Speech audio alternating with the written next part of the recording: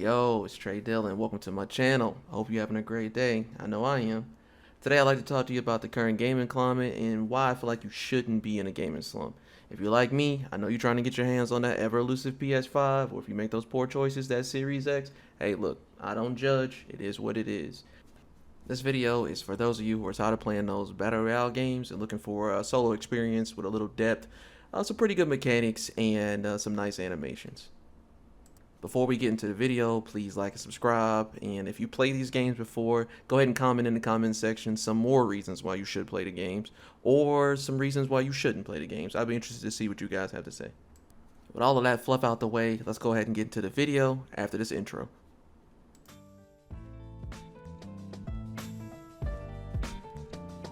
Dilla!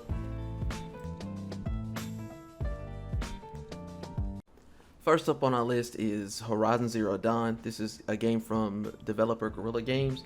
They made the Killzone franchise back in the day. Let me start off by saying this game is far from perfect, but I do find it to be really good. Like the other games on the list, it does have a great story. This game specifically has an environment that looks amazing no matter where you go. A wide variety of machines and enemies and different weapon types. In the background, you'll see me taking down what is known as a Thunderjaw. It is considered to be one of the hardest enemies in the game, but I felt like this Apex creature was like a highlight of this game.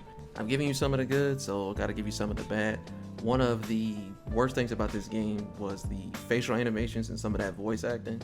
All I'm gonna say is, look at baby Aloy, and we're gonna leave it at that. If I had to rate this game, I'd give the story a 10, mechanics like a 7 out of 10, animations definitely a 6 out of 10, and that would leave a total score of about a 7.6 out of 10. Before I wrap this up, I would like to say that this game is usually on sale for like 10 bucks, so it's an easy pickup if you're looking for a good time. Next up on the list is Persona 5. Okay, level with me here. It's early 2017, and in my case, you just switched over from Xbox One because of the Destiny drought over to PS4, and you're looking for something new to play. You stumbled across this anime-looking game. It's a turn-based game, so you're familiar with Pokemon, and you decided to give it a chance. Well, if you did, you're extremely surprised at how good this game actually is. The first act of this game, I cannot recommend enough, and it's fundamentally changed the way I look at characters. Persona 5, like I said, is a turn-based game, so if you're into that, then you should get a lot of mileage out of this game. Right now, I'm looking at about 160-something hours in the original Persona 5, and about 38 hours in the Persona 5 Royal. Can't stress it enough. This game has a very good story. It's just beautiful, and I found myself a few times wanting to replay the game just so I could relive some of those moments. Now, I'm giving you some of the good, time for some of the bad. With any JRPG game, things can get a little tedious, and with Persona, it kind of felt that, you know, they were going a little overboard with some of the tedium. For example, if you got to grind out in mementos, then you'll definitely understand what I'm talking about when it comes to getting that level. The other side as well would be some of the mechanics. If you're not into turn-based games, this is not going to be the game for you. But if you're willing to give it a shot, I say go for it. Just like Horizon, this game is usually on sale, and I believe it is one of the greatest hits now, so check it out. This game is the latest entry in Atlus's Persona series. If I had to give it a rating, I'd give that story a 10 out of 10. Can't stress it enough. Amazing story. Mechanics, they're an 8. I'm a fan of JRPGs and Pokemon and that type of stuff. So, and animations, I'd go with like a 4. Because, let's be honest, graphically, it wasn't the greatest looking game. But when you look beyond that, it is pretty cool. I'd give Persona 5 a 7.3 out of 10. The third entry on our list is God of War 2018. Boy, boy, boy.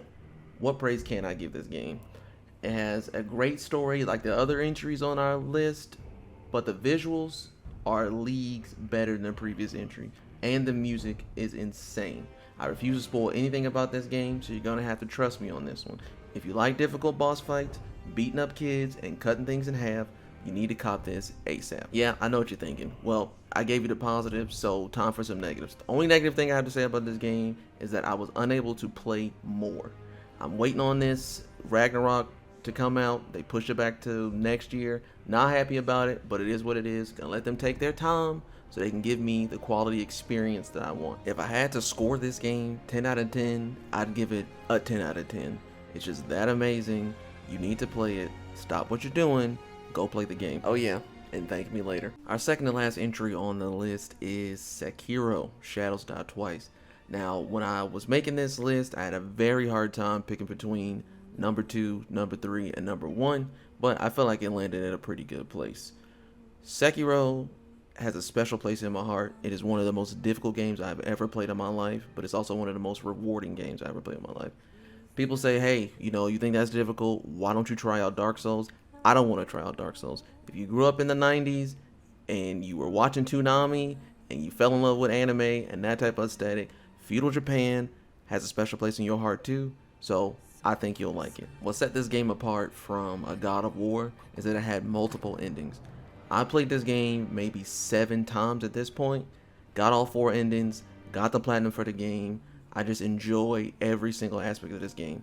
If I had to bring up a negative, it would probably be that From Software decided to bring in a boss gauntlet maybe a year or so after the game had already come out. It's probably a little later than that.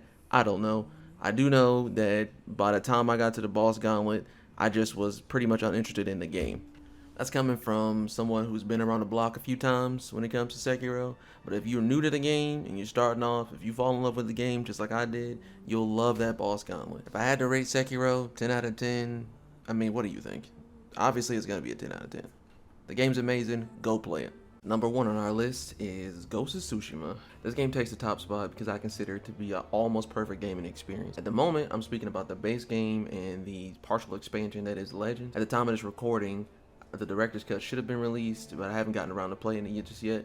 Once I do, I'll make a follow-up video and describe the experience. By now, you can get the idea of what I'm looking for in the game, and this game just has it in spades. Great story, great visuals, mechanics are on point, animations are insane. At some point while I was talking to a character and I was like, wow, is this guy real? This is crazy. Sucker Punch did an amazing job with this game, and I'm looking forward to the next entry in the franchise. With the Iki Island expansion, I am like excited to just get to that as well. I hear you have to get to Act 2 first, and I'm currently going through a lethal playthrough of the game, so it might be a while before I get there. Great game. Check it out. So when I said almost perfect gaming experience, there's literally only one thing I did not like about this game, and it's not the fact that you can lock on to target, because I felt like if it's a realistic game, which I think it was trying to be, you can't lock on and stuff in real life unless you're using like a heat sink or missile or something. The thing that I didn't like about this game was the fact that the enemies were like really dumb sometimes.